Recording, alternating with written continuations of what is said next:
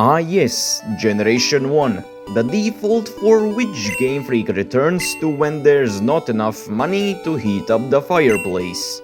With that having been done many times, only uninspired people would go for the first generation yet again. Couldn't be me. So yeah guys, I wanted to see HD versions of Goofy Gen 1 sprites. I think it would be really funny and cool. Okay, the bit's dead. Let's just begin the video.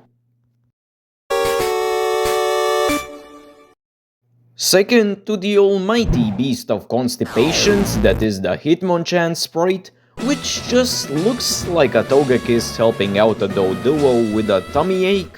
Wigglytuff is the sidekick of the poster child for the hilariously bad sprites that appear in the very first Pokemon games. With such a high status topic, how did I go through the process of remastering something that already seems so perfect, ironically or not? For Wigglytuff and the rest, I took the Pokemon Green sprite versions of them, then on a separate layer traced it for easier editing of the shape.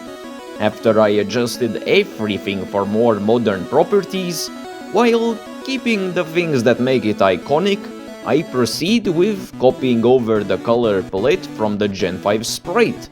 Then straight after, move on to splitting up the sprite in multiple pieces and layers for easier animating, which after a bit of doing, I finalize it and end up with this back alley thing. Seeing what a Moonstone does to a Wigglytuff makes the Cheese Moon claims sound legit, not gonna lie. Anywho, instead of repulsiveness, let's see what attraction looks like. What did you think I meant by saying attraction? Get your head out of the disabled safe search results and witness Pikachu's gym buddies. Don't know where they got the motivation between the two generations, but the Electro buddies sure do take less damage from low kick now. Back to the topic at hand, the 3 big balls piqued my interest with a concept I had in mind with playing more into the magnetism side of deal. So I mostly used that as an excuse to take a shot at remastering the Triclops with the same tactics that I used for Wigglytuff. Then, after coloring and throwing shade onto the clean-shaven balls, it's time for animation.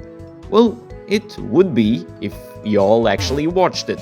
So instead, here's the final result and the comparison with the original and new original. Yes, pretty cool, but let's speed it up a bit and let's start to dash like... You know what tickles that needy part of my brain for satisfying loops the best? Some good old Gen 5 sprite fire animations. And since we got a Pokemon that consists more of fire rather than Gen 1 pandering at this point, what could be a better write-off to make into content than remaking Rapidash to scratch that itch? Before I get stun-locked into watching the 2D fire animations again, let me tell you this. Making the fire itself is easier than liking this video, wink wink. Make a sprite of the fire, in the next frame move it a bit, drastically reshape it on the next, a little bit again on the next one, and then start again with the initial fire sprite. Pretty cool, right? Where was I? Oh yeah, Fire Loop Horse, Dopamine Horse, but remade, yeah. I also made it 6 foot instead of 5'11", and have the spasmy authentic static pixel effect when moving its head to feel more legit. So yes, remade. Pretty dapper horse we ended up with here, though at least the original didn't look as fugly as...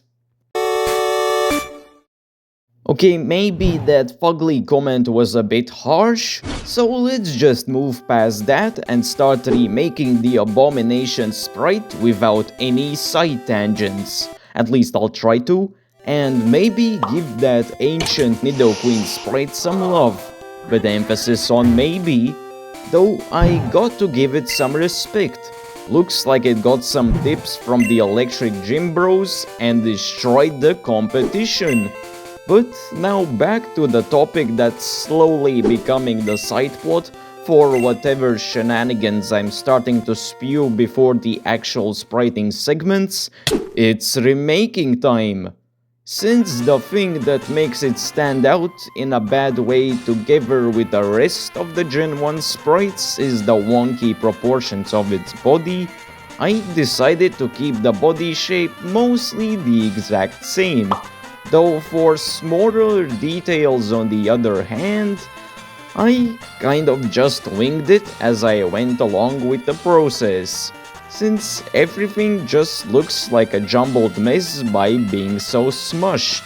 After reconfiguring the sprite and implementing colors from the official Gen 5 sprite, then of course doing the animation off screen at this point, we come to the conclusion that ends up looking just like a mix between the original and the animated Gen 5 sprite, which I am technically going for as an end goal after all, so I'll take it as a win. Why do I feel a transitioning?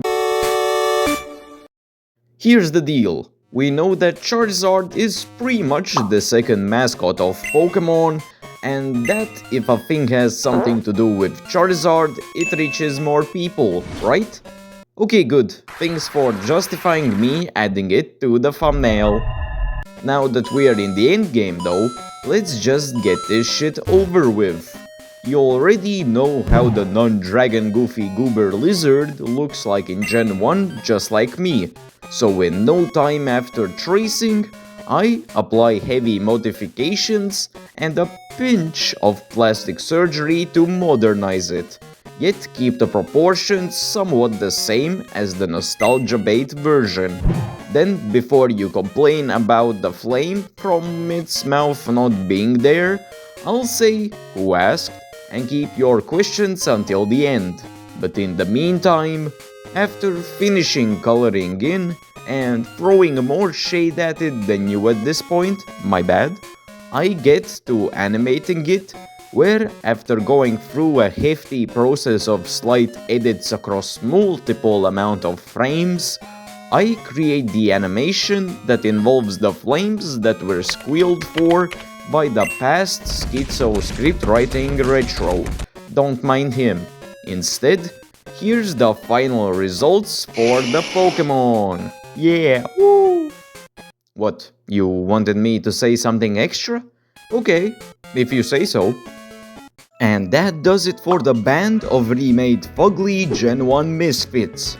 Let me know your opinions down in the comments, but also be sure to redesign the subscribe button on the way. Hope you didn't mind this type of experimental script, but otherwise, stay tuned for more.